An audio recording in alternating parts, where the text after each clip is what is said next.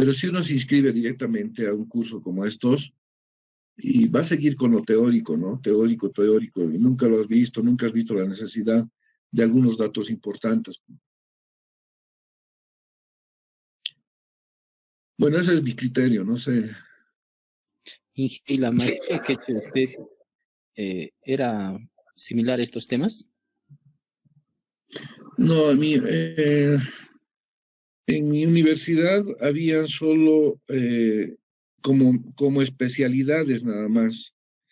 O sea, uno escogía ingeniería, el mío es, ya me olvidó el nombre, a ver, veré mi hoja de vida. Él dice, ¿estás relacionado a ingeniería vial o de ingeniería de carreteras o de caminos? Dice. Solamente así, un nombre genérico es en la universidad donde yo he entrado. Pero la especialidad la hace uno. Es decir, yo había ido allá y le dije, ¿en qué área te vas a inscribir? ¿En estructuras, en geotecnia, en tráfico, en qué? ¿En construcción o en carreteras? Yo dije en carreteras. Pero dentro de carreteras había muchos temas de investigación. Y eso hacía de que cada uno escoja un tema de investigación y los profesores escogían una malla. Me decían, tú tienes que llevar 5 materias de aquí, 5 del segundo semestre y el tercer semestre, otras 5, 15 materias. Y estas 15 materias van a servir para tu formación y para desarrollar la investigación que tú quieres hacer. Entonces yo no tenía un curso, no era como estas maestrías, ¿no? Donde uno va, se inscribe y todos están pasando clases. Sí, sí, los alumnos siguen siendo los mismos, ¿no? Yo tenía compañeros que estaban haciendo, digamos, una especialidad de tráfico. Entonces, como yo tenía que ver con tráfico, también he tomado esa materia, pero no necesariamente ambos nos estábamos especializando en el mismo tema. Entonces, tenía varios compañeros que eran de otras áreas, inclusive de otras carreras, y nunca eran los mismos, ¿no? Así era la maestría que he hecho. Y creo que los gringos también hacen así en Estados Unidos.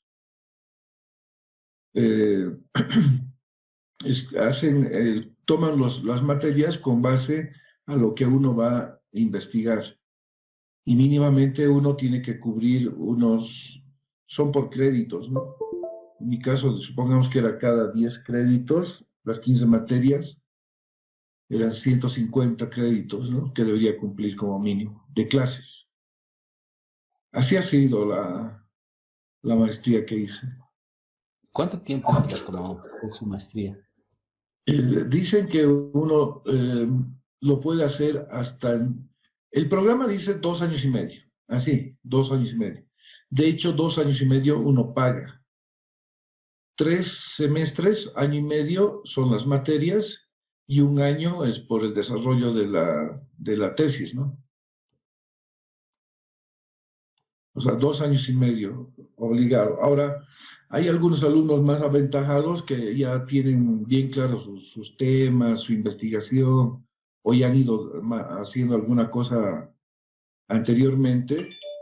Lo pueden hacer en 2 años, ¿no? 1 año de investigación y las materias yo he visto algunos que han tomado 8, 7 primero y después 8. Pero era muy difícil estar en 7 y 8. Además que el programa dice si uno se aplaza en las materias teóricas, se sale del programa.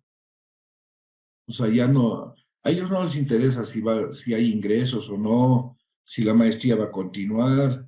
Como es un alumno el que está haciendo la maestría, entonces no ha cumplido, se ha aplazado, lo echan del programa. En cambio aquí he visto maestrías donde se aplazan todos los alumnos y dicen el programa no puede continuar si los aplazan a todos. Denles una oportunidad más. Yo he visto algunos colegas que dan clases en estas maestrías y les dan un segundo examen, un tercer examen. Ni en el cuarto examen logran aprobar, pero ya piden trabajo práctico y no sé qué cosas. Entonces, si es así, bien difícil que uno se vaya formando bien, ¿no? Y que también he visto, hay una maestría en estructuras y no me acuerdo qué, en la Universidad de Beni. Dice ahí 18 meses, dice, o 19 meses, algo así dice ingeniero. O sea, hacer una maestría en ese tiempo, en la Universidad del Beni. Y ahí está como coach.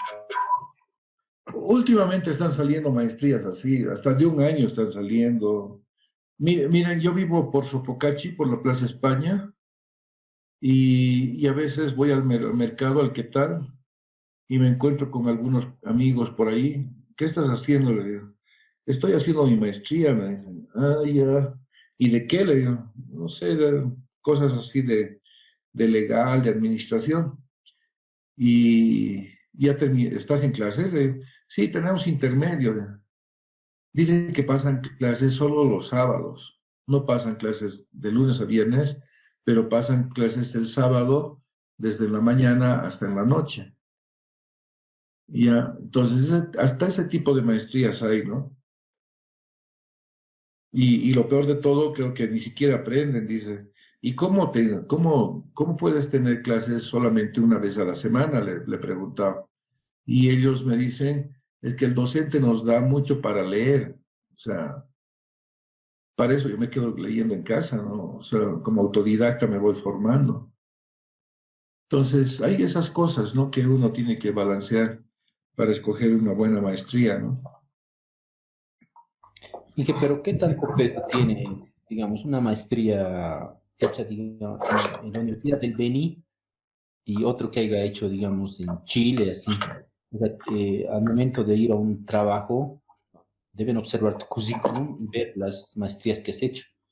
Entonces, ¿tiene más peso de una que otra? La universidad, o ven la Universidad del Beni y van a decir esto no tiene tanto peso, o sí tiene. Ya te había dicho, ¿no? Algunos estudian por vanidad y suficiente que ya tengan el cartón de maestría y le ponen en todos sus sellos, en todas sus firmas, le ponen máster y listo. Pero para mí hacer una maestría es ampliar la formación de uno. Y a veces uno no consigue esa ampliación de la formación, ¿no? Entonces es mejor, digamos, ser humilde, demostrar en campo lo que uno sabe haciendo que ostentando nada más el título, ¿no? Si es para ostentar, lo puedes hacer en uno lo puede hacer en cualquier lugar, al final de cuentas, a nadie uno le pregunta dónde has hecho, aunque le pregunten, responde, pero al final el título es el que vale, ¿no? Entonces, eso en cuanto a demostrar, digamos, si tiene o no tiene maestría. Pero lo mejor es demostrar sabiendo, ¿no? Y respondiendo a varios desafíos.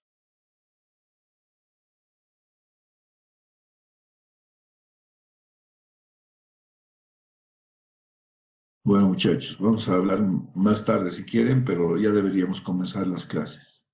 Disculpar, estoy un poco resfriado. Estuve en Caranavi las últimas clases están relacionadas, les había mencionado con anticipación, a una etapa de la vida del proyecto, de la vida de un pavimento. Y habíamos dicho de que en esta etapa se hace una evaluación y principalmente se hacen dos tipos de evaluaciones, una funcional y una estructural. Vamos a continuar con esa evaluación funcional que está relacionada a la inspección visual que se realiza sobre los pavimentos para determinar un indicador que se llama PCI, que traducido en castellano sería índice de condición del pavimento. ¿Listo? Bueno, solamente para, si es que algunos no han venido a la anterior clase, les quiero mostrar que A la fecha, la ABC tiene bajo su administración alrededor de 16.000 kilómetros y apenas tiene pavimentado 7.000 kilómetros. Ya, 7.000 kilómetros. Apenas tiene pavimentado 7.000 kilómetros. Como verán, todavía hay mucho por trabajar, mucho por desarrollar, como pavimentos nuevos, pero también hay mucho que reparar. O sea, que estos 7.000 kilómetros no van a estar así expuestos permanentemente sin que haya una intervención. Entonces, sí o sí hay que hacerle esa intervención a estos 7.000 kilómetros ya pavimentados. Y justamente es lo que estamos viendo, ¿no? En estos tramos ya pavimentados, hacemos estas dos evaluaciones. Habíamos dicho de que pasamos por una etapa de diseño, por ejemplo, hacemos un diseño de pavimento. Al concluir la etapa de diseño, pasamos a la etapa de construcción. Una vez que termina la construcción, que sería por acá más o menos, por ahí, entonces ya entra en servicio el pavimento. Es decir, cuando decimos entra en servicio, está entrando en uso. Y es ahí, a partir de ahí, que nosotros debemos hacer una evaluación al pavimento que esté en servicio. ¿Ya?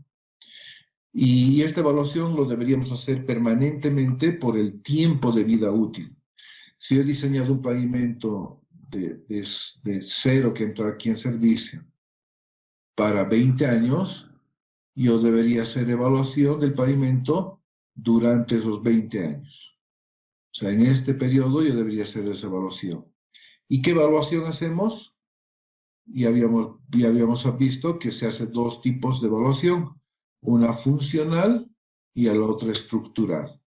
La funcional está relacionado con todo lo que ocurre en la superficie del pavimento. Entra en el examen por si acaso esto. La evaluación funcional, tiene que ver o está relacionado con todo lo que ocurre en la superficie del pavimento. ¿Ya? Y la evaluación estructural está asociado a todo lo que ocurre dentro de la estructura del pavimento, o sea, dentro de lo que son las capas de la estructura del pavimento. Como habíamos visto en el capítulo de serviciabilidad, antes de que se determine este indicador, que es el índice de serviciabilidad presente, nosotros conocíamos el indicador del PCR.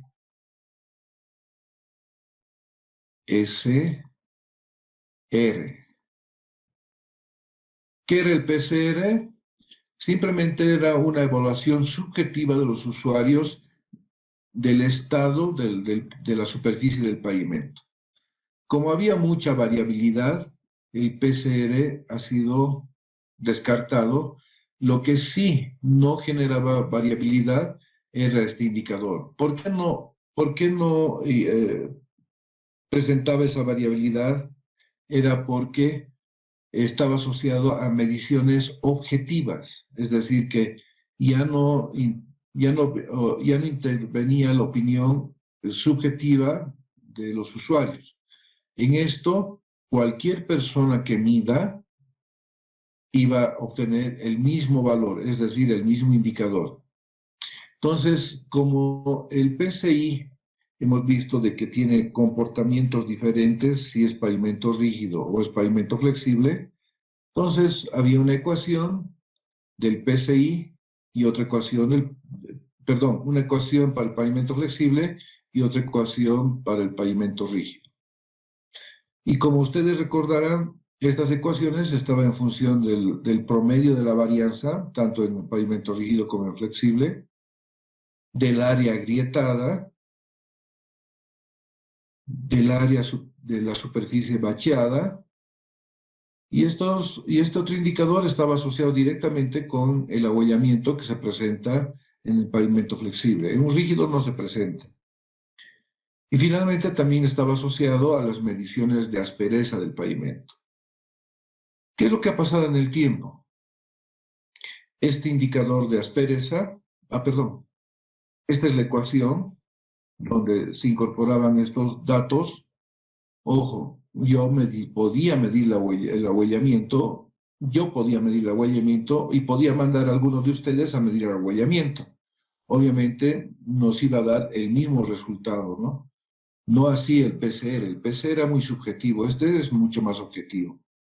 Área agrietada, yo podría determinar tranquilamente también el área agrietada como la área bachada.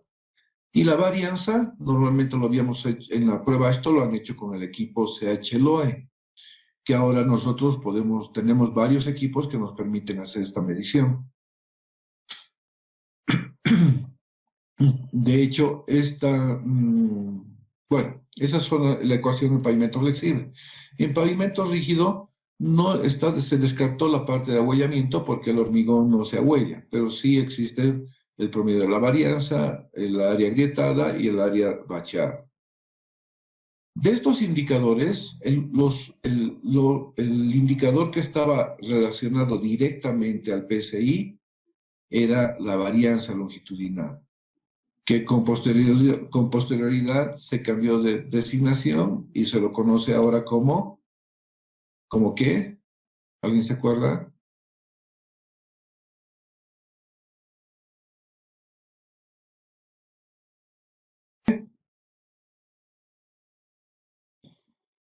Índice de rugosidad internacional.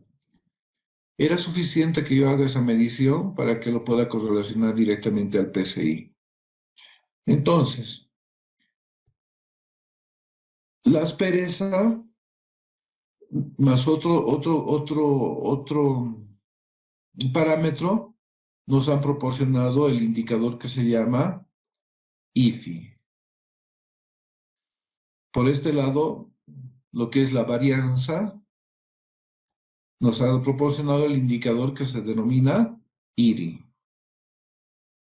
Y estos datos que ya no se los ha tomado en cuenta, pero sí han dado lugar para el otro indicador que se llama PCI,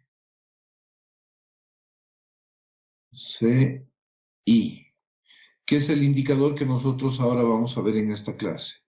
En la anterior ya hemos visto el IRI, esto, y habíamos visto también el IFI. Ahora vamos a ver lo que es, en esta clase vamos a ver el PCI. ¿En qué consiste?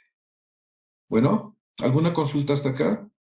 Entonces, volviendo nuevamente a lo que ya me había anticipado, un pavimento tiene características funcionales y estructurales. Las características funcionales corresponden a la superficie del pavimento, a la capa superficial que afecta directamente al usuario. Y para tener, para valorarlo tangiblemente las características funcionales, debemos hacer estas mediciones y obtener estos indicadores. Es decir, la resistencia al deslizamiento más la textura nos va a dar el IFI, que eso ya lo hemos visto en la anterior clase, y la regularidad superficial longitudinal nos va a proporcionar el IRI, eso también lo hemos visto en la anterior clase. Ahora nos vamos a abocar a cómo se determina el PCI, el índice de condición del pavimento. Bueno, esas serían las características funcionales y esas son las mediciones o los parámetros que están asociados a estas características funcionales. Respecto a las características estructurales, que va a ser la clase de mañana, están relacionadas con la calidad de los materiales y espesores de las capas. Y la única forma de determinar estas características estructurales es a través de simulación del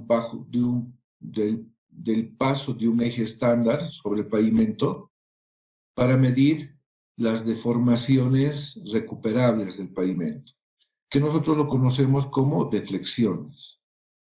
¿Ya? Y eso lo vamos a ver mañana. Entonces, esta clase nos vamos a abocar al PCI, que para ello necesitamos conocer las fallas superficiales. ¿En qué consiste esta inspección visual de pavimentos? Una inspección visual es fundamental para analizar el estado actual de la superficie del pavimento, necesario para definir el alcance de las actividades de conservación que se deberían realizar. Entonces, esta inspección visual me va a permitir definir qué tipos de fallas he encontrado en el pavimento. Ya, una de las fallas podría ser lo que es el agrietamiento, otra de las fallas podría ser las deformaciones. Entonces, esta inspección me va a permitir detectar en qué lugar se encuentra, de qué tamaño es, o sea, su magnitud, y en qué grado de severidad tiene, o es muy grave o es muy leve, ¿ya? ¿En qué consiste esta inspección visual? Consiste en localizar, o sea, localizar quiere decir definir dónde se encuentra la falla, tipificar qué representa, identificar qué tipo de falla es. Eso es lo más importante que debemos hacer en una inspección visual. Localizar la falla, tipificar, y además de tipificar la falla, no lo he escrito aquí, es definir el grado de falla que tengo. Puede ser muy severo, o sea, muy grande la falla. Imagínense mentalmente nomás una grieta muy pequeñita o una grieta muy grande, ¿no? Muy ancha o muy larga.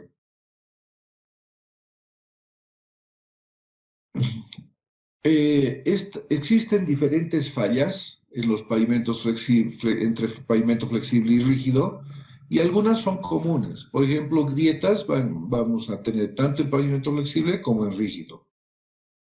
Después algunas fallas no van a ser comunes, como deformación, por ejemplo, solo se va a presentar en pavimento flexible y no así en rígido. Por ejemplo, las grietas de esquina, que son las más frecuentes en un pavimento rígido, no se van a presentar en un pavimento flexible. Entonces, hay algunas que son comunes a ambos pavimentos y hay otras que son particulares del pavimento. Entonces, siempre vamos a diferenciar una inspección visual hecha en un pavimento flexible o hecha en un pavimento rígido. Nunca van a ser las mismas, si bien hay algunas fallas que pueden ser comunes en ambos pavimentos. ¿Qué métodos existen? Existe una infinidad de metodologías para realizar esta inspección visual. Para este propósito, el ex SNC, Servicio Nacional de Caminos, los que administraba las carreteras en Bolivia, ahora es ABC, tiene una metodología donde se incluía la condición del deterioro o falla de manera general. Entonces, el que hacía la inspección ya le podía dar una calificación a la falla, o sea, la condición, incluía la condición del deterioro. Con posterioridad, del año 2010, la ABC ha contratado una empresa para que haga nuevamente el inventario y además proponga una metodología para identificar las fallas. Y esta metodología ha sido utilizada, la metodología que ha sido utilizada es de la Sharp P338, que nos sirve, es una guía para identificar las fallas. Aquí, como ustedes podrán ver, dice Manual de Identificación de Fallas del Pavimento. ¿Ya? Este es el manual. De hecho, ustedes lo tienen en bibliografía. Si alguien quiere bajar, de pronto algún momento lo va a tener que utilizar si se pone a trabajar. Y como les había dicho, son 7.000 kilómetros que tenemos ya pavimentados, y esos 7.000 debemos hacer evaluaciones permanentes. Y una de las evaluaciones es justamente determinar el PCI. Y para ello necesitamos hacer una inspección visual, y en este manual nos van a indicar cómo debemos hacer esa inspección visual. Entonces, este manual tiene guía, o sea, algunas guías para pavimentos flexibles de concreto asfáltico, para pavimentos rígidos con junta y barra de transferencia, o de lo contrario, para pavimentos continuamente reforzados. Entonces esta guía está cubriendo todos los tipos de pavimento rígido y todos los tipos de pavimento flexible. ¿Qué tiene este manual? El manual, les voy a detallar algunos del contenido del manual. Tiene instrucciones de cómo debo hacer el trabajo de inspección visual, los símbolos de las fallas. En lugar de que yo pueda estar dibujando la falla, ellos han propuesto o han sugerido ponerle unos símbolos a cada una de las fallas, pero unos símbolos de tal forma que sean mucho más fáciles de representar en una planilla, por ejemplo. Hojas tipo, los instrumentos que necesitamos y algunos equipos de seguridad. Tipos de fallas para pavimento flexible. Aquí vamos a ver las unidades con las cuales se mide. Aquí están las unidades con las cuales se mide y si requiere que se le coloque la severidad. Y este es el tipo de fallas. Si ustedes van a ver en pavimento flexible, tenemos 5 grupos. Las grietas, los baches, las deformaciones superficiales, los defectos superficiales, y aquí hay uno que dice misceláneos, ¿ya? Vamos a ver a continuación cada uno de estos, por ser pavimento flexible nada más, y es el más común que tenemos en nuestro medio.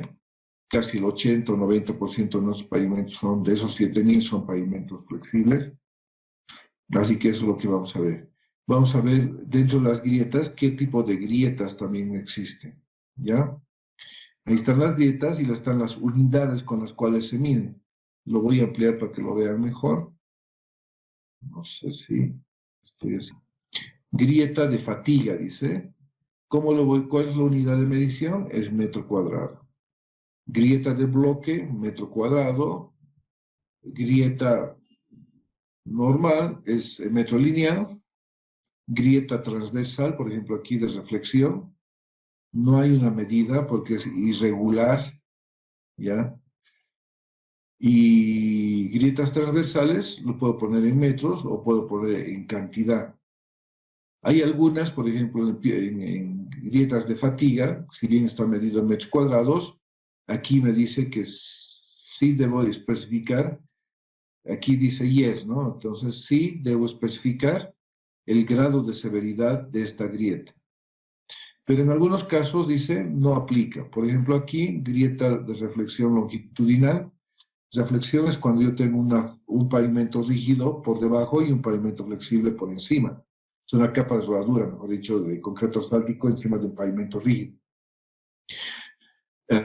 No se mide, no hay una medición, porque es irregular, y no aplica la definición de severidad.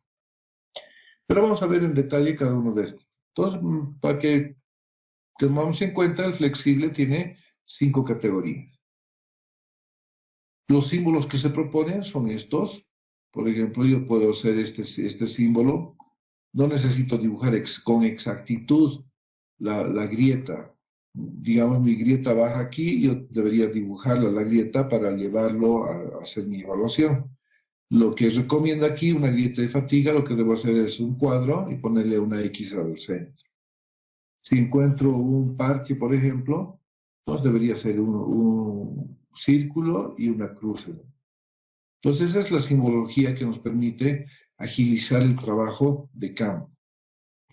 Eso para pavimento flexible. Como les había dicho, también existen las fallas típicas de pavimento rígido.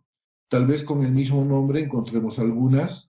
Por ejemplo, grietas, está, defectos superficiales, está, misceláneos, está, pero la que es típica del pavimento rígido es defectos en las juntas, ya que no vamos a encontrar al otro lado. Pero sin embargo, en el pavimento flexible también hay una falla que es abollamiento, deben estar en deformaciones, pero que no la vamos a encontrar en pavimento rígido. Entonces, como en el anterior caso, tenemos las unidades y tenemos la severidad. Eso está escrito en el libro, ¿ya? También, como en el anterior caso, existe una simbología convencional que nos va a representar las fallas que hemos visto, que están detalladas en la planilla anterior. Por ejemplo, una grieta de esquina, yo lo único que debería hacer es una media luna en la esquina. ¿Listo? Grietas en las juntas, por ejemplo, aquí dice juntas dañadas, entonces yo puedo representar así la junta que está dañada. Entonces son simbologías que nos permiten, como reitero, nos permiten hacer un trabajo más detallado y además con mayor rapidez. Yo he tratado de fusionar tanto lo que es severidad, simbología y otros detalles más en esta planilla que vamos a ver a continuación, grupo por grupo. Por ejemplo, este es el grupo de grietas. Ahí está la grieta de fatiga, que se le conoce, que es más conocida como piel de cocodrilo, porque dice que aparenta la espalda, la espalda del cocodrilo aparenta una falla de fatiga, ¿no? Fisuras de bloque, fisuras de borde, fisura longitudinal, de reflexión y transversal. Aquí están las unidades de medida, metro cuadrado, metro lineal acá, lineal, metro o cantidad. La simbología que se utiliza, severidad, aquí sí se requiere, todita se requiere, y además, como se requieren todas, entonces esta lo voy a tener una severidad alta, una severidad media y una severidad baja. La severidad baja dice grietas sin conexión, o sea que no se han unido todavía. Aquí grietas parcialmente interconectadas, o sea, ya se han unido las grietas, están formando esos bloquecitos, o están formando como el cuero de la piel de cocodrilo, formando un patrón completo, ¿no? Y finalmente tenemos aquí grietas interconectadas, formando un patrón más completo.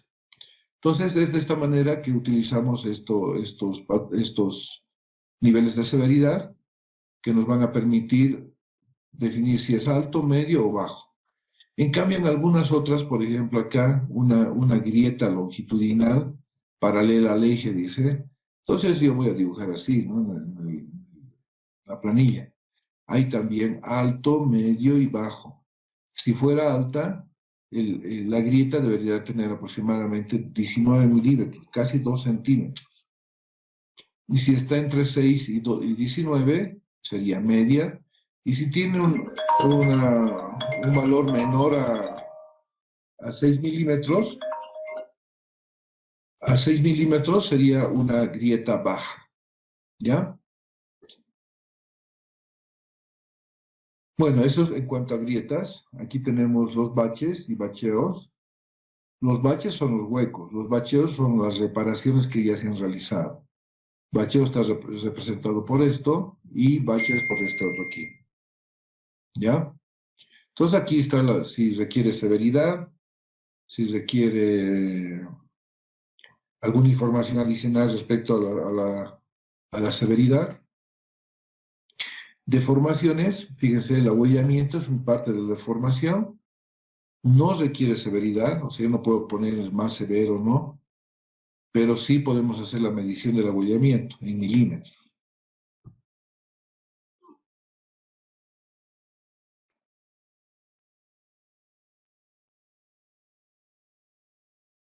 Superficiales, fíjense, está la exudación, el agregado pulido, la pérdida de árido, desnivel de pavimento y berma y bombeo de finos.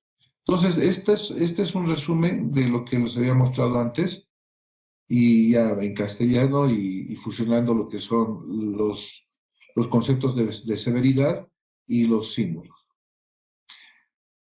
Les había mencionado que el método propone una planilla, cómo realizar este trabajo. Entonces, esto aquí me representaría el ancho de la calzada. Esto es el ancho de la calzada. Y esto es el largo de manera longitudinal, si se fijan, de 0 a 15 metros. Y aquí continúa, 16, 17, 18 metros hasta 30 metros. Entonces, 30 metros es una sección.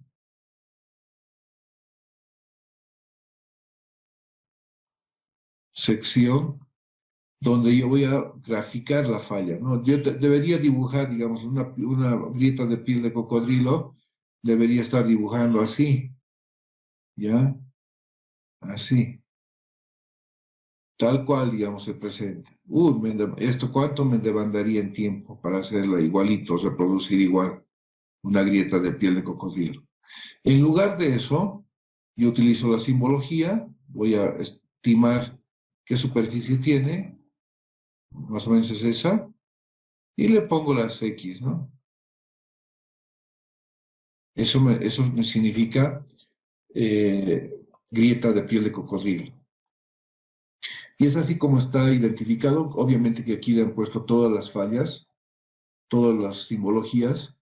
Y si ustedes se fijan acá, aquí donde voy a remarcar, dice M, y aquí dice, ¿dónde está? Aquí hay H y aquí hay L.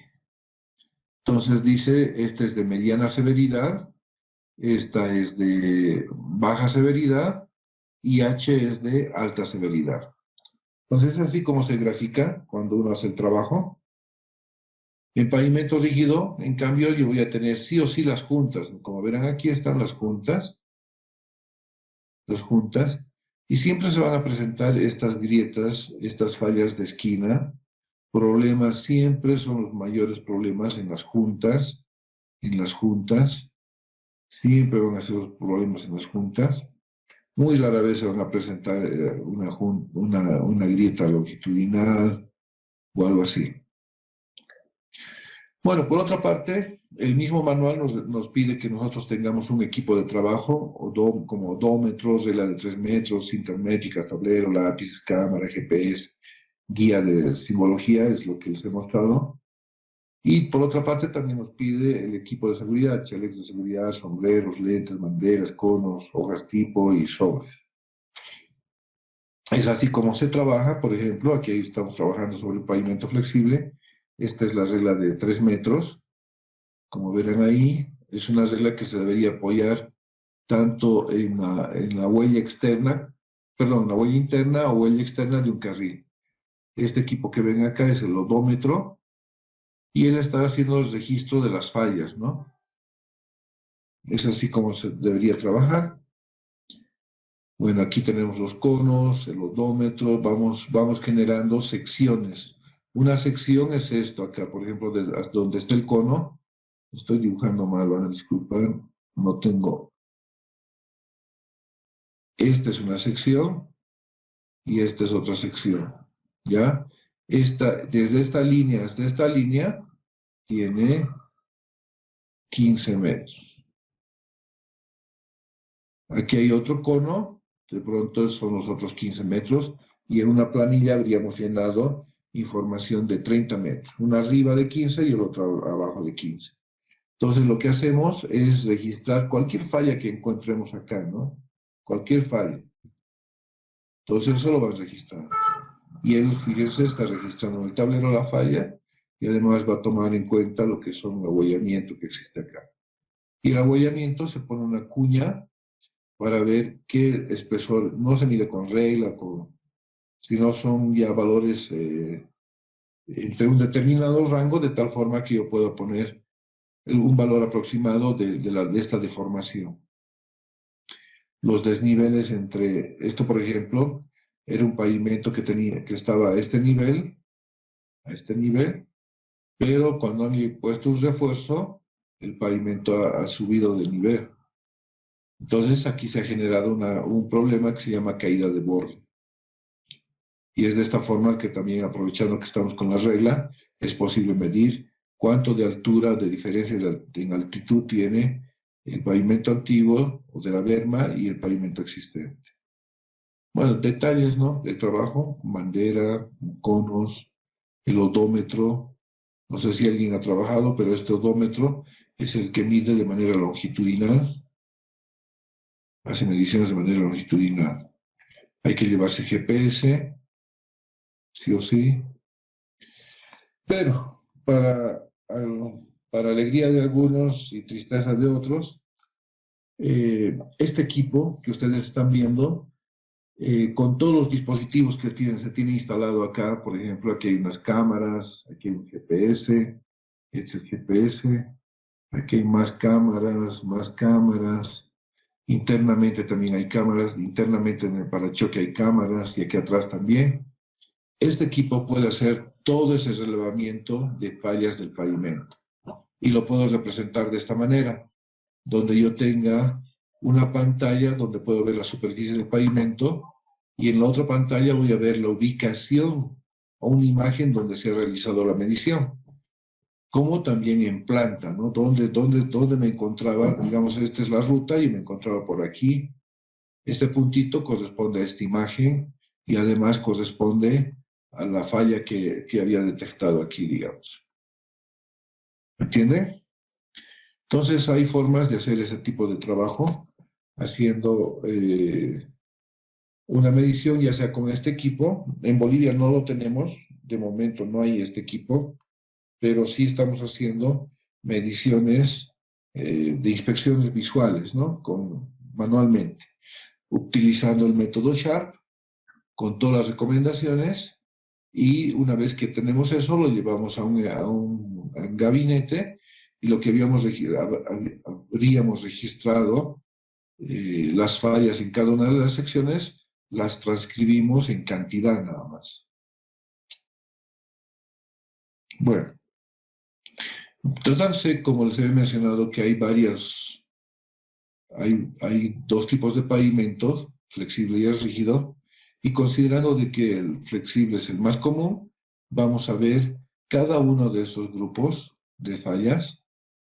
Me van a seguir con las letras. Por ejemplo, la letra A son fallas, son grietas, y dentro de las grietas existe otra infinidad de grietas, deformaciones superficiales, defectos superficiales y misceláneos.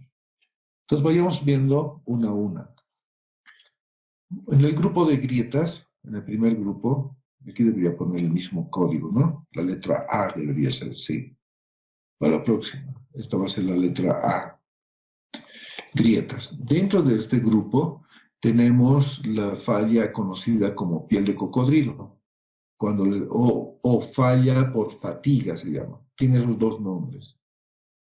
Ocurre en las áreas sujetas a carga, a repeticiones de carga provocadas por el tráfico.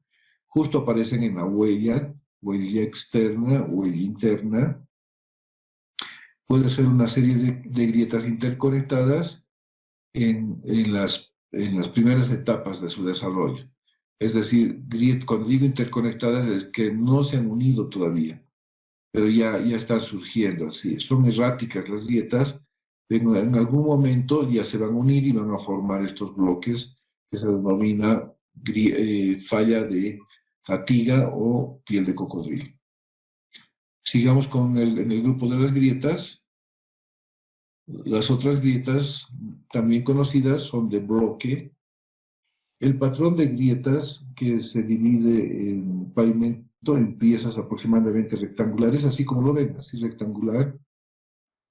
Los bloques rectangulares varían de tamaño desde 10 metros cuadrados a 0.1 metros cuadrados. Fíjense, estos bloquecitos pequeños, más grandes.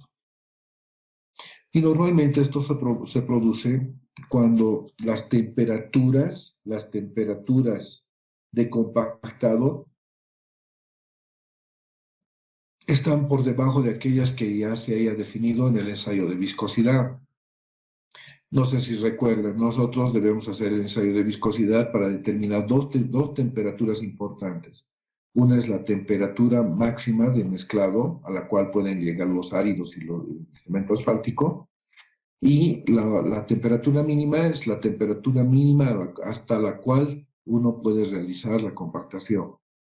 Pero supongamos mi temperatura de compactación me ha salido 100, he estado compactando en ese rango hasta 100, pero no sé, de pronto alguien me venía a distraer y ya no toma las temperaturas y la temperatura ha disminuido 10 grados.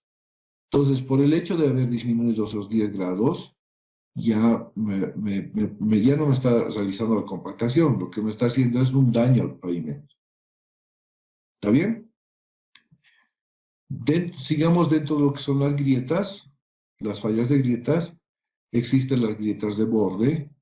A veces viene una grieta así como de inicio, digamos, en el berma, pasa por aquí y vuelve a perderse más allá, pero va saliendo hacia la berma. Se aplica a pavimentos con bermas sin pavimentar, o sea, estas grietas de borde normalmente aparecen cuando tenemos bermas sin pavimentar. Son grietas continuas o a veces pueden ser así, fíjense, ahí está comenzando y la otra está yendo así. ¿Ya? Entonces, a veces son continuas o a veces son interrumpidas así de esta manera, pero al final de cuentas uno puede reconocer por qué es una grieta de borde, porque tiene un inicio en el borde y tiene un final en el otro borde. ¿Ya? Sigamos dentro del grupo de grietas. Tenemos las grietas longitudinales, fíjense, son paralelas al eje. Aquí está la grieta longitudinal.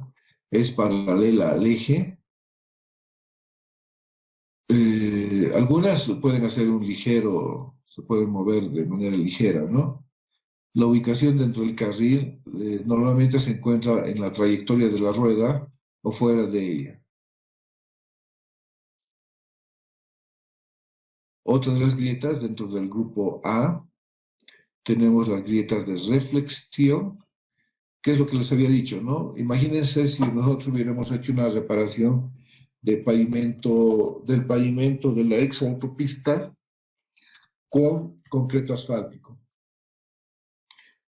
El primer día iba a estar bonito, el segundo tal vez bien, y después de un mes o algo más, este es el reflejo de las juntas de las losas de hormigón. Este es el reflejo de las juntas que va a aparecer en la parte superficial cuando yo haya puesto una mezcla sobre un pavimento rígido existente. Por eso se llama esta grieta de reflexión. No es que las grietas reflexionan, es porque se reflejan las grietas en la superficie.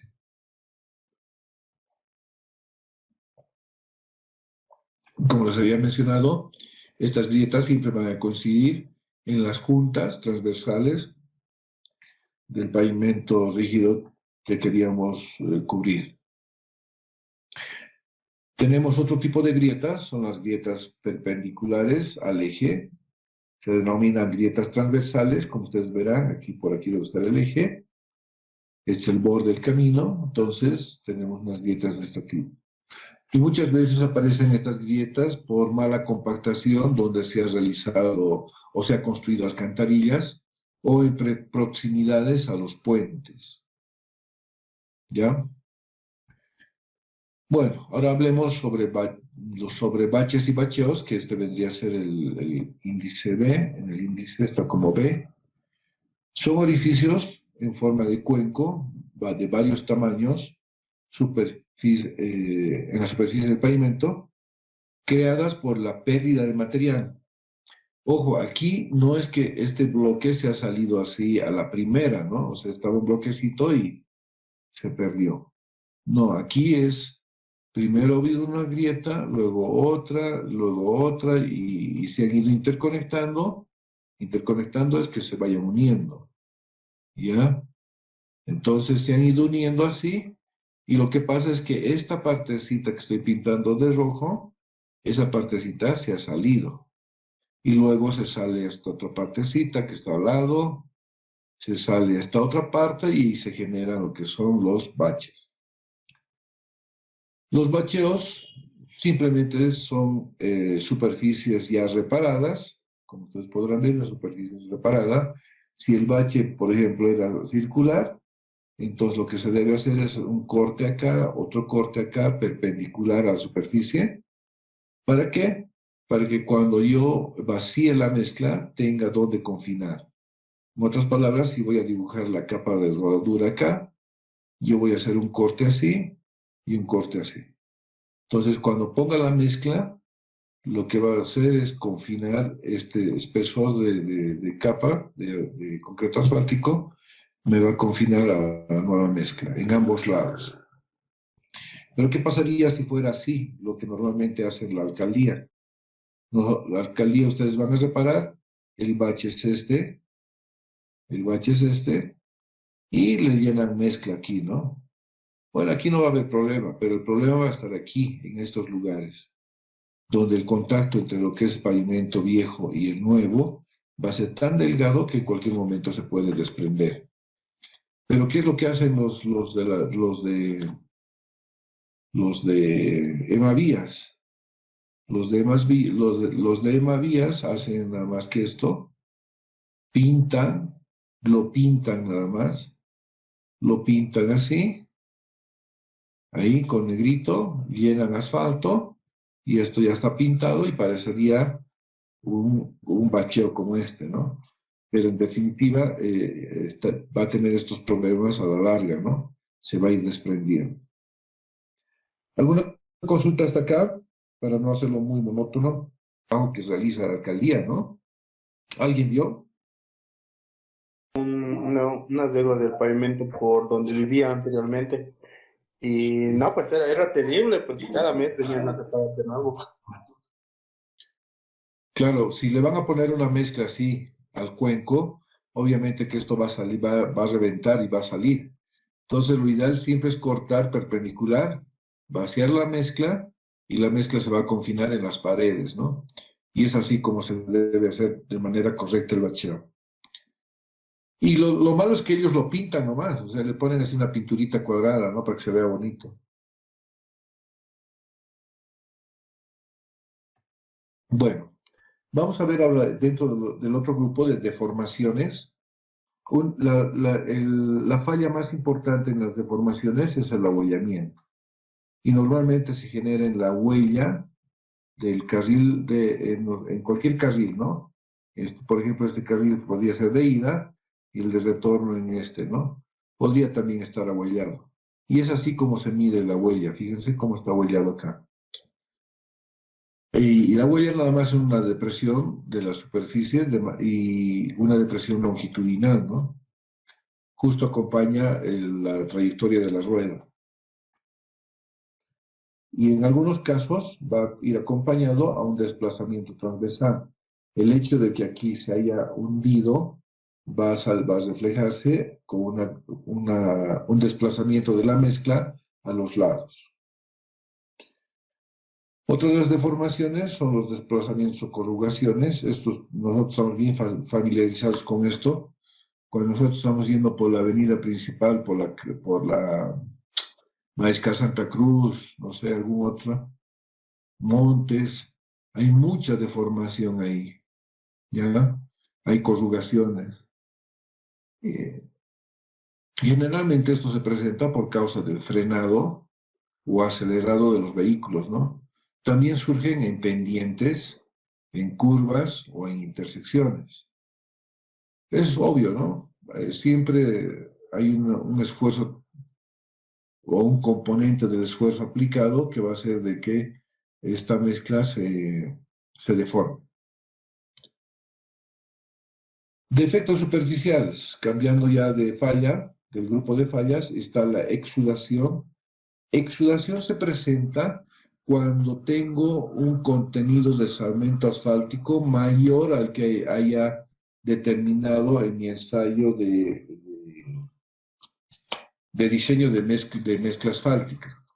Por ejemplo, si yo estoy trabajando, me han pedido que le haga el diseño de la mezcla asfáltica, voy a hacer esas briquetas que ya les he mostrado a ustedes cómo se hacen las briquetas, cómo se preparan las muestras, y los ensayamos, ¿no? Y en ese ensayo me ha salido de que la cantidad de mezcla asfáltica, perdón, la cantidad de cemento asfáltico que debería incorporar a esta mezcla es de 6%. Pero ¿qué pasa? De pronto yo le he puesto a la computadora, le he puesto 6%, por favor, que salga 6%. De pronto, no sé, algo ha pasado, las boquillas del lugar donde está almacenado el asfalto se han bloqueado, podría ser esta la situación. De pronto va a faltar asfalto y se va a ver como lo ven aquí. Pero ¿qué hubiera pasado de que haya entrado en exceso el asfalto? Es decir, en lugar de 6%, ha entrado 8%. Entonces, el cemento asfáltico va a migrar y va a intentar salir a la superficie. A eso se llama exudación. Al cemento asfáltico, al exceso de cemento asfáltico en la mezcla asfáltica.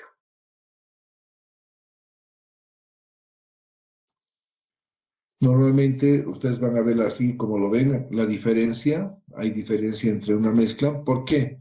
Porque se vacía primero, se ve hecho un carril y luego se vacía el otro carril. Entonces siempre van a encontrar así como en este caso. Fíjense la diferencia, aquí está brotando el cemento asfáltico y aquí no. Entonces el hecho de que esté saliendo a la superficie el cemento asfáltico se denomina exudación. ¿Por qué problemas también se podría provocar la exudación?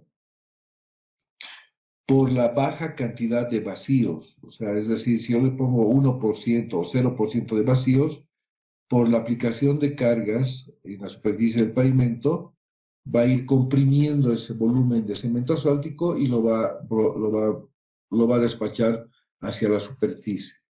Entonces, nuevamente nos vamos a encontrar con un caso de exudación. Otro defecto superficial es el agregado pulido, y esto ya lo habíamos analizado.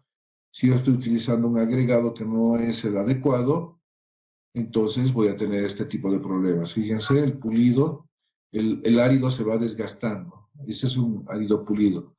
Y normalmente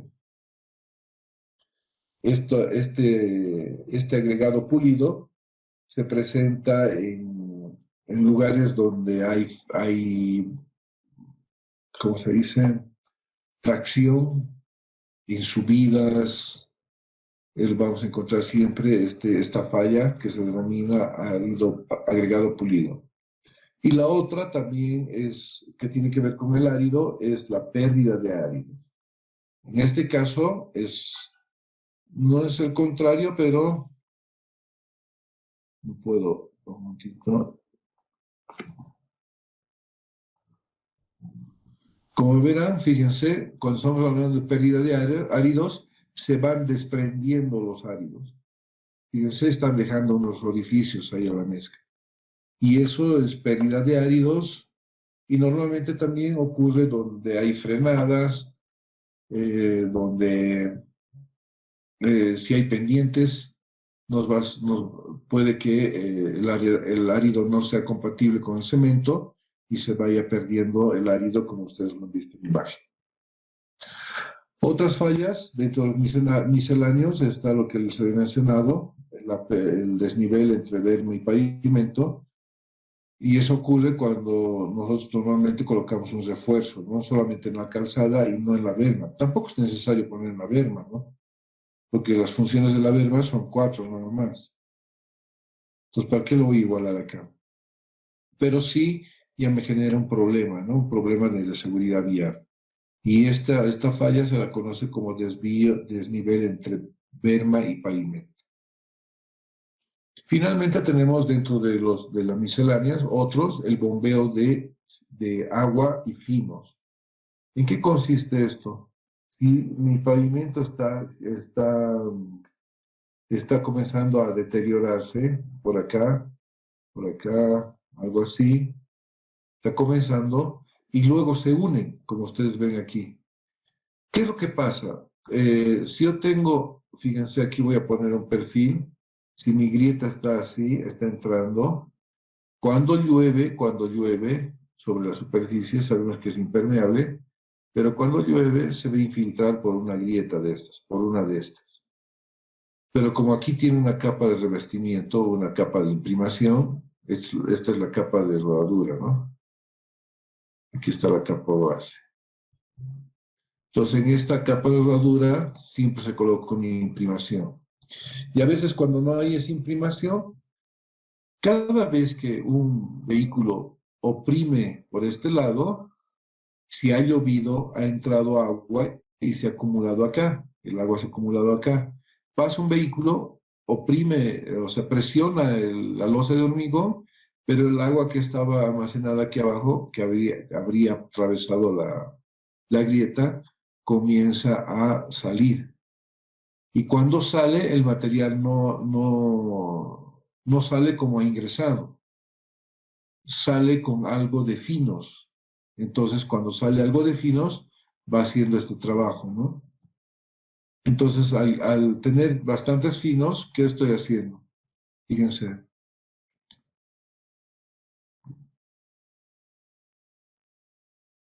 Estoy dejando sin soporte a las capas base.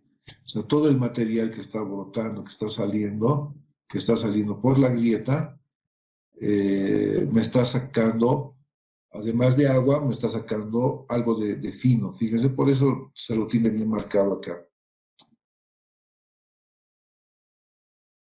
No sé si hasta aquí tienen alguna duda sobre las fallas. Hemos hecho un barrido de todas las fallas.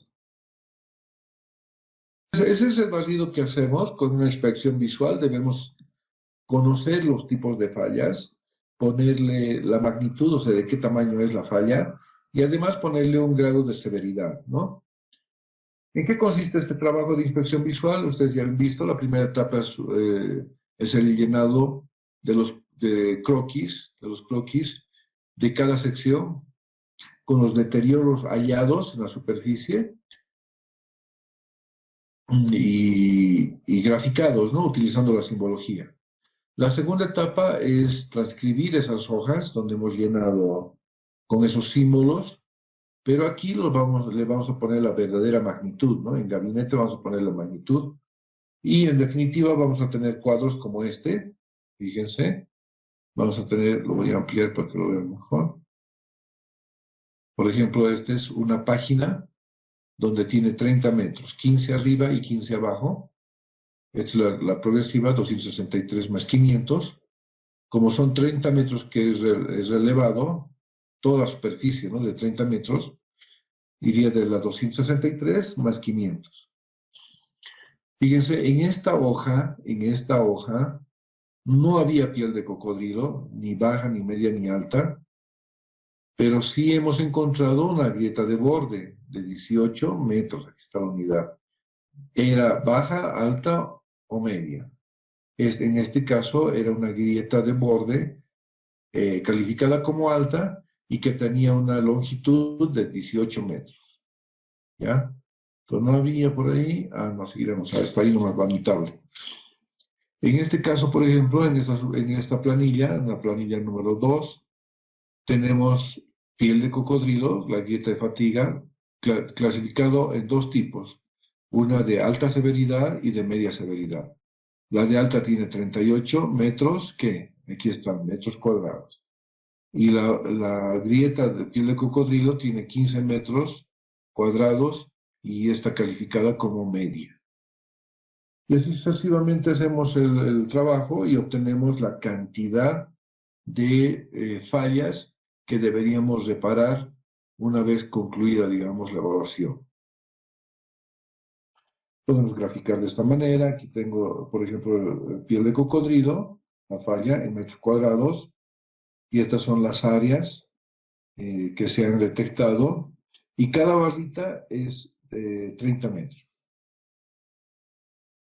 Bueno, este es el otro método que existe para hacer esta inspección visual y además para el cálculo del PCI. Aquí está, PCI, Índice de Condición del Pavimento. Pues anótense esto, en todo caso también está en bibliografía, pero tarde o temprano ustedes van a ser eliminados de la bibliografías, ¿no? Sí. En Dropbox, donde dice biografías, ¿no? Ahí me estoy rayando. Van a encontrar este documento. Y este documento nos sirve para calcular el PSI y además hay algunos indicadores que debemos tomar en cuenta para ese cálculo.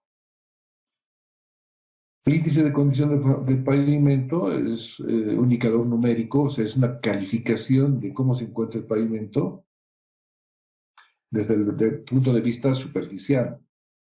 Además, provee una condición presente del pavimento. O sea, si yo estoy haciendo ¿por qué es presente? Porque si estoy haciendo la medición, es para este momento presente que me sirve la medición. Yo no puedo estimarme fallas a futuro, tampoco decir que nunca van a salir, ¿no?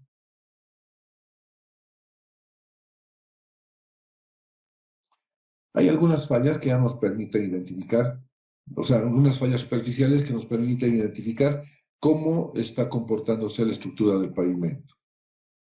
Como ustedes verán, aquí están las calificaciones. Por ejemplo, cuando yo haya hecho todo, haya determinado el PSI para, a ver si me permite, un momentito. El PSI está reflejado en este rango, donde además hay una clasificación literal. Entre 100 y 85 dice de calificación, ¿no? Es decir, que probablemente ha sido una sección donde no he encontrado ninguna falla o muy poco. Entonces, por eso voy a tener una calificación después de haber hecho los cálculos entre 85 y 100. Tanto en esta condición de excelente y muy bueno, yo puedo hacer estos trabajos de mantenimiento rutinario y preventivo. Sello de fisuras puedo hacer, bacheo y sellado. Pero eso es para si mi pavimento tuviera esa calificación. Por el otro extremo, fíjense, si tengo de 0 a 25, o es fallado o es muy pobre. Y aquí lo único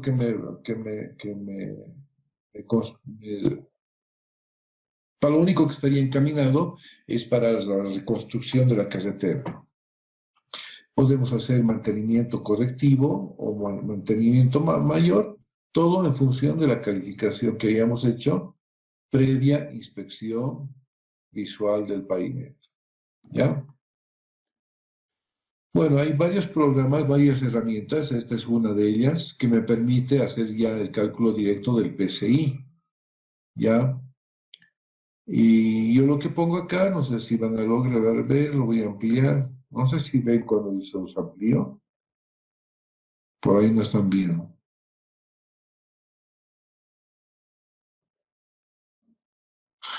El procesador automático de datos para el cálculo del índice de condición, elaborado por quién, pavimento asfáltico. Fíjense, aquí está la sección. Desde inicial hasta la final, estábamos el 6 de abril. La unidad de medición, habíamos medido 1997 secciones a lo largo de esta carretera, que más o menos eran unos 250 kilómetros. El área de la unidad en metro, si ustedes multiplican 7 metros de ancho de una vía bidireccional, ¿por cuánto? Por 30 metros, ¿no? Entonces me daría esa superficie. Esa sería la superficie base para nuestros cálculos. En esta sección que está limitada por estas progresivas, que tenía esta superficie, y entre una y otra tienen 30 metros, lo que sí han encontrado ha sido un parche y ahuellamiento. Aquí está la cantidad de ahuellamiento, son 9 milímetros de desplazamiento, y el parche nos representa 19 metros cuadrados. Acá lo veré, metros cuadrados. ¿Ya? Entonces, en función de la longitud del área, aquí yo tengo 210 y aquí tengo las cantidades, voy a determinar la densidad y luego el valor deducido.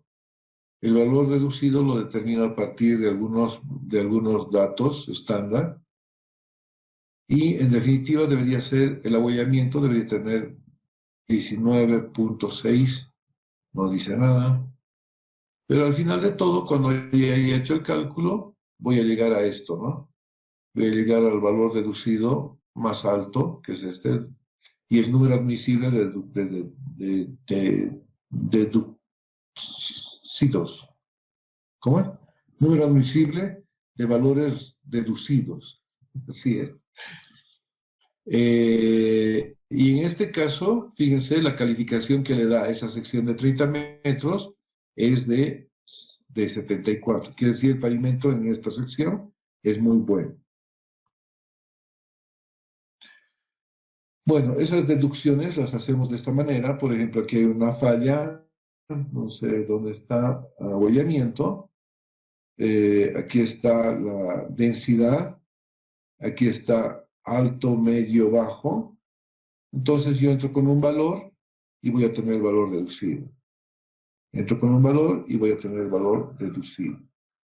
Y esto existe para varios tipos de fallas, ¿no? Bueno, este es un ajuste, se utiliza el método este que les he dicho que de la ACTM, que se lo copien.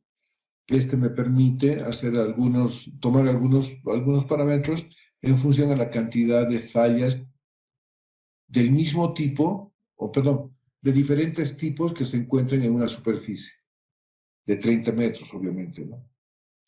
Al final yo puedo graficar de esta manera, donde aquí está la calificación del PSI, que varía de 0 a 100. Como verán, y aquí he medido desde la progresiva 278 hasta la progresiva 336. Como verán, hay algunos valores por este lado de 100 metros, perdón, de 100 metros, digo, de calificación de 100 del PSI, ¿ya? Y hay otros que están por aquí abajo, fíjense, hay algunos que están. Esta carretera está prácticamente con algún deteriorado muy acelerado.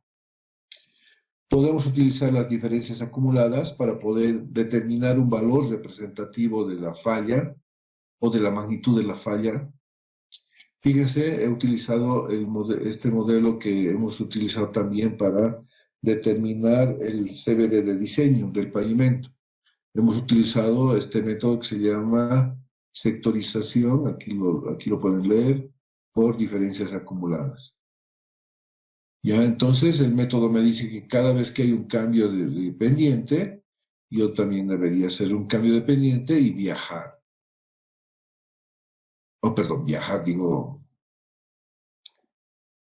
Sectorizar.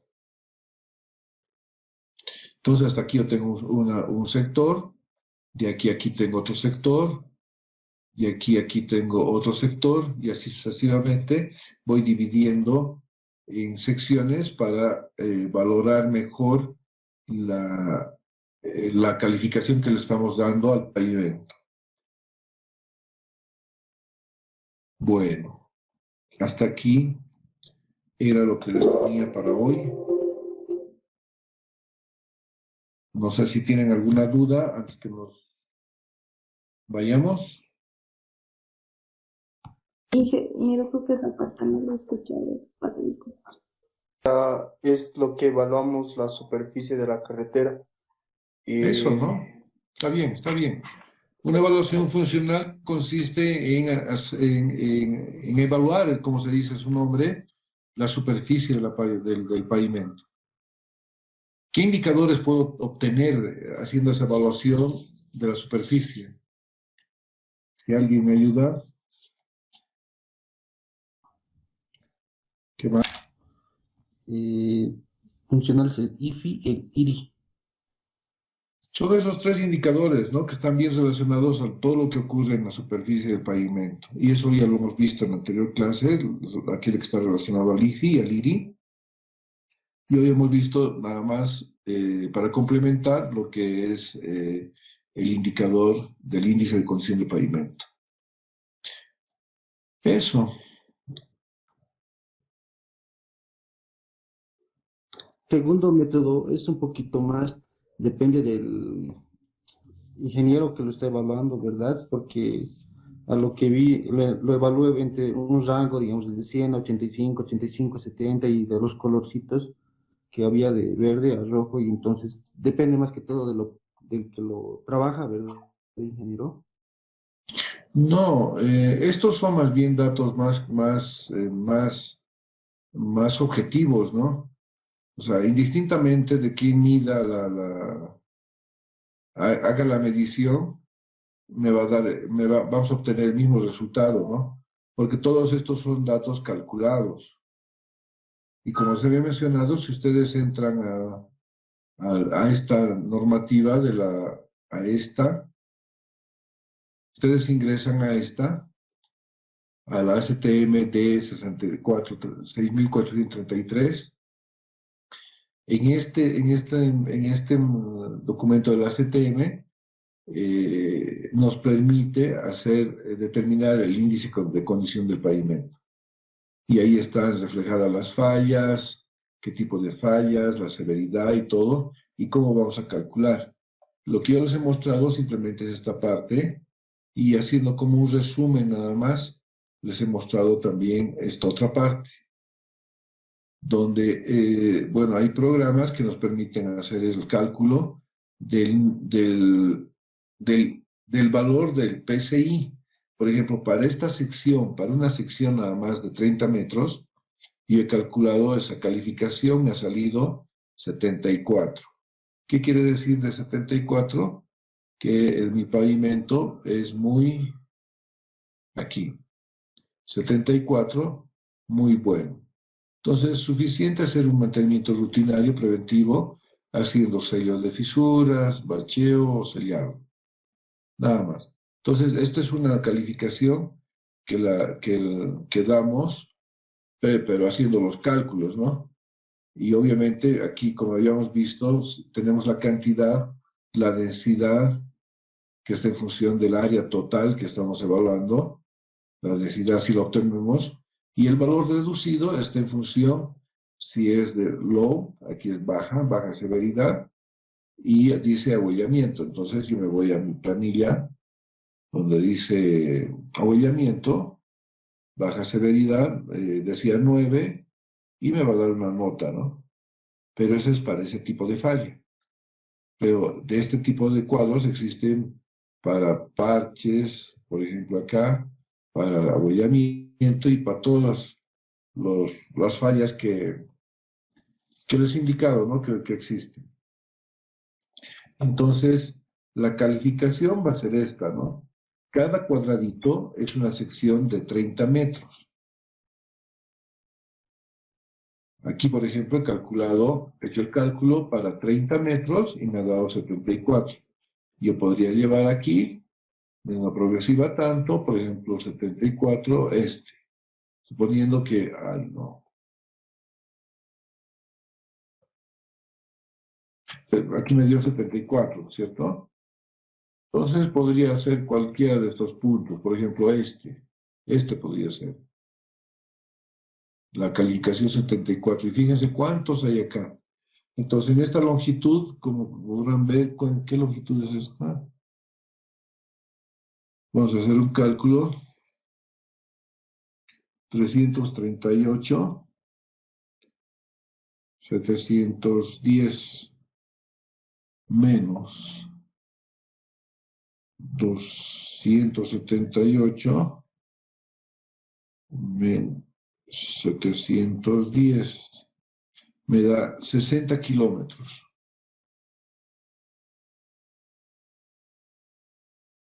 O sea, 60.000 metros. Aquí tendría ¿cuántas secciones? Dividido 30. Tendría, estos puntitos son aproximadamente 2.000 puntos de mediciones en 60 kilómetros. Entonces, cada sección de 30 metros tiene una nota. Aquí, por ejemplo, donde está mi mouse, tiene 95. Como a su lado puede tener una nota de, a ver, veamos esta, es de 10, un valor de 10. Pues obviamente que aquí en esta sección debe haber una cantidad enorme de fallas concentradas, ¿no? No sé si te he aclarado. Ahora, y he visto que, aparte del abollamiento, que era bien, bien fuerte, he visto en lugares de bien severo, Cristian. bien severo. Ya está, ya nos estamos formando como ingenieros, ¿no? Debemos hablar con propiedad. Perdona que te corte y te corrija, pero esto es para todos, ¿no? Dale, seguí. Pero vi bacheos ahí que estaba llenado lo habían empedrado porque había lugares que hacía saltar la movilidad fuerte, ¿no? No se notaba bien. Y había lugares que estaban empedrados, lo habían empedrado y se notaba de algunos lugares que se salió el asfalto incluso del empedrado, lo empedraban, encima creo que le pusieron el asfalto. No sé si En es un realidad, procedimiento. en realidad no deberían empedrar, ¿no? Ahí deberían hacer un corte, como les he mencionado, un corte rectangular, el corte perpendicular a la capa base y rellenar ese orificio una vez imprimado. O sea, no es solamente sacar o regularizar esa superficie. Lo que se debe hacer es sacar el material, imprimar nuevamente, poner un riego de liga, un riego de imprimación, vaciar la mezcla y compactarlo. En este caso lo que se ha hecho es como una emergencia, ¿no? Probablemente, me imagino que... Es que lo que pasa es que en nuestro medio no tenemos muchos recursos para el mantenimiento rutinario. Si bien dicen, para que tengan una idea, todos dicen, los conductores dicen, pagamos peaje, pero si nosotros agarramos todo lo que recaudamos por peaje, no recaudamos ni el 10% de los costos de mantenimiento de las carreteras pavimentadas. O sea, ni el 10%, ni el costo de mantenimiento del 10%. Solo recaudamos el 10%. Y para el colmo, ese 10% que se recauda se tiene que dividir. 70% va al ABC y el 30% se distribuye en las gobernaciones. O sea, imagínense cuánto está llegando al ABC. Entonces, como no hay muchos recursos, entonces hay, no sé si ustedes han debido ver en todas las carreteras, hay gente con overol verde, normalmente están trabajando ahí, haciendo limpieza de cunetas, algunos otros detalles que son accesibles para realizar. Esas personas han hecho ese empedrado, han colocado esas piedras para evitar de que se sigan malogrando los vehículos, digamos, al pasar inesperadamente por un bacheo, ¿no? Entonces, es un trabajo provisional que se ha hecho. No es que debe haber un empedrado y recién encima la mezcla, ¿no? Por esas razones se ha hecho ese trabajo.